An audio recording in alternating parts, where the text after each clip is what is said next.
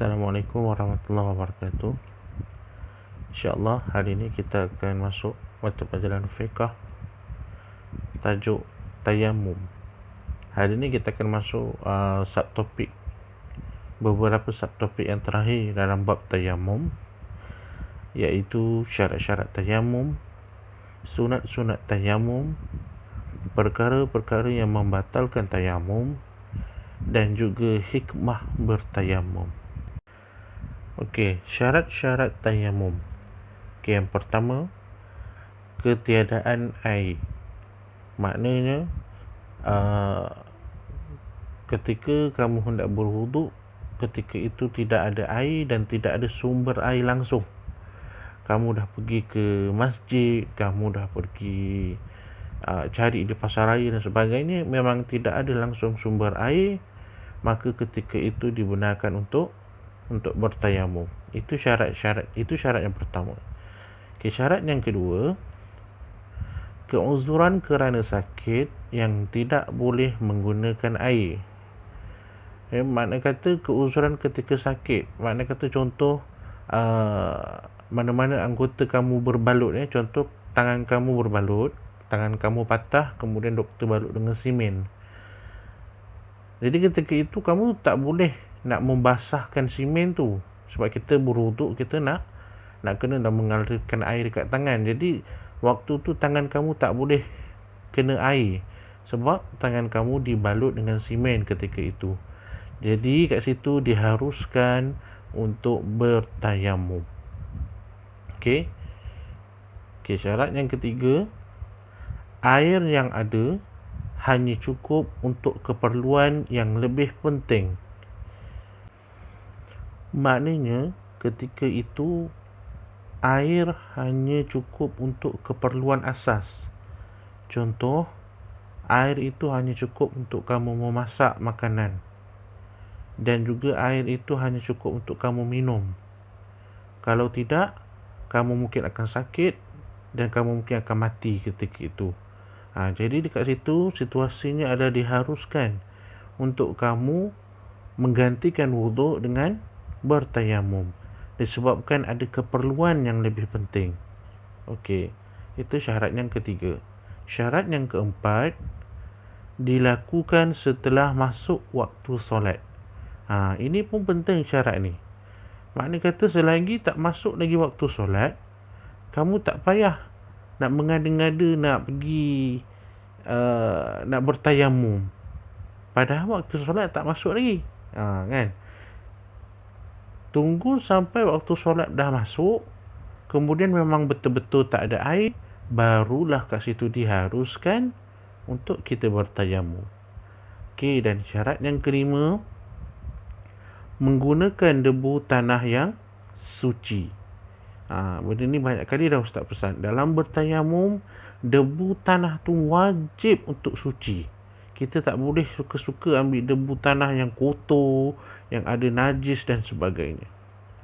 Okey, itu 5 syarat-syarat tayamum.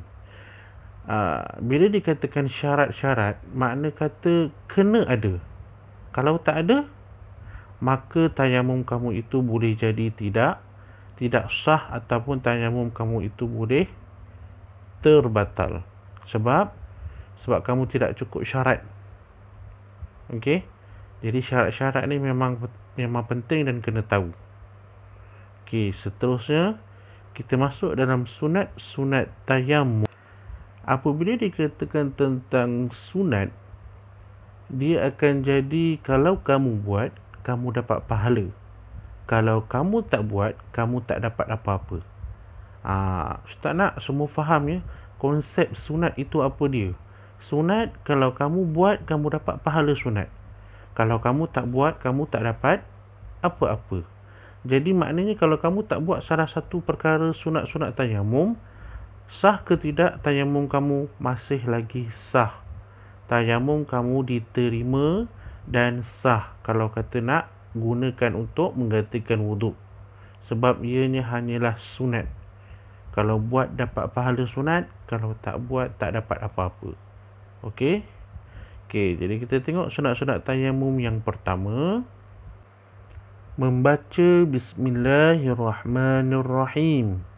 Maknanya ketika kamu nak memulakan tayamum, selain kamu baca lafaz niat, kamu juga membaca Bismillahirrahmanirrahim. Maka dekat situ kamu akan dapat pahala sunat. Okey. Yang kedua, menghadap kiblat. Bagi mana yang mampu untuk menghadap kiblat ketika bertayamum, maka cubalah untuk menghadap kiblat, kerana dekat situ adanya pahala sunat. Yang ketiga, menipiskan debu.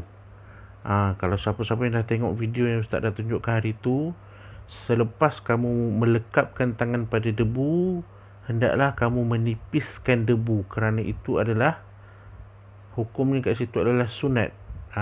Siapa-siapa yang menipiskan debu kat situ hukumnya sunat. Okey, dan yang keempat adalah mendahulukan anggota yang kanan. Kalau kamu nak buat anggota kiri, boleh ke tak boleh? Boleh, tak ada masalah. Sebab kat sini hanya dikatakan sunat sahaja. Okey, tayamum kamu masih lagi sah, masih lagi diterima. Okey, jadi kita tengok pada perkara-perkara yang membatalkan tayamum. Okay, yang pertama adalah murtad. Apa makna murtad? Murtad ini adalah keluar daripada Islam. Okey, makna kata ketika kamu bertayamum, ketika itu kamu sudah pun keluar daripada Islam, maka kat situ perkara itu ataupun tayamum itu dikira batal.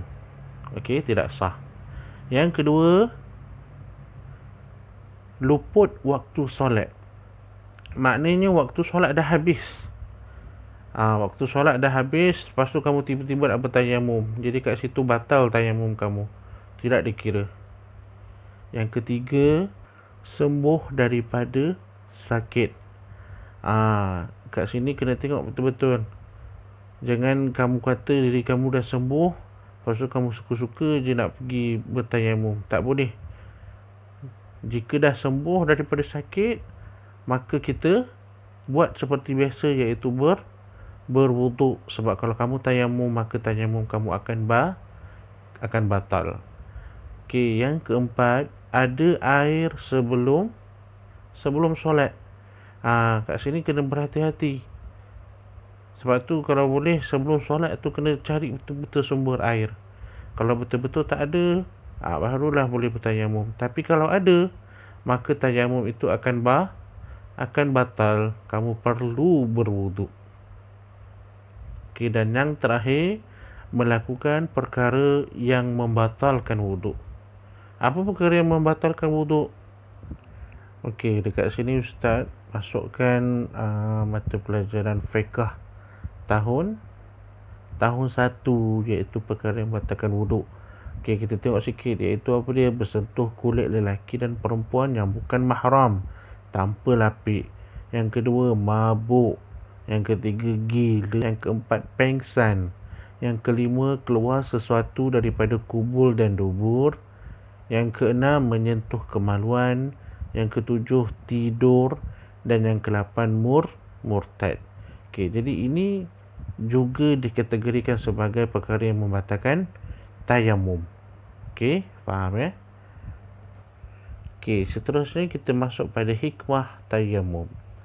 Okey, yang pertama, kemudahan kepada orang yang uzur. Mana kata sakit atau memang tidak ada air. Kat situ dinamakan orang itu sedang uzur, dia berada dalam kesusahan kat situ. Okey, itu yang pertama, kemudahan kepada orang yang uzur. Yang kedua, membuktikan agama Islam itu mudah dan mampu dilaksanakan. Maknanya dekat sini, Islam itu memudahkan orang yang berada dalam kesusahan dan diberikan jalan yang lain yang mana lebih mudah dan mampu untuk dilaksanakan. Okay, dan yang ketiga adalah pentingnya ibadah solat. Walaupun berada dalam keadaan sakit ataupun tidak ada air ataupun ada keuzuran dan sebagainya, solat tetap kena solat. diberikan rukhsah ataupun dikatakan diberikan kemudahan, tak ada air, tak boleh berwuduk, diberikan untuk bertayamum. Contoh lain, musafir daripada 4 rakaat boleh buat dalam 2 rakaat. Makna kata pentingnya ibadah solat itu sendiri. Okey. Okey, jadi itu adalah hikmah tayamum. Okey, Ustaz rasa cukup sekadar itu untuk minggu ini. Kita dah masuk syarat-syarat, kita dah masuk sunat-sunat, kita dah masuk perkara yang membatalkan tayamum dan juga hikmah tayamum. Untuk minggu ni tidak ada tugasan. Ustaz tidak bagi tugasan. Tugasan mungkin Ustaz akan bagi untuk minggu hadapan punya. Okey. Jadi minggu ni hanya dengar sahaja kelas kita. Itu sahaja. Okey, selesai. Cuma Ustaz kira untuk ni je lah, untuk kehadiran saja. Okey. Jadi Ustaz tutup dengan Assalamualaikum warahmatullahi wabarakatuh.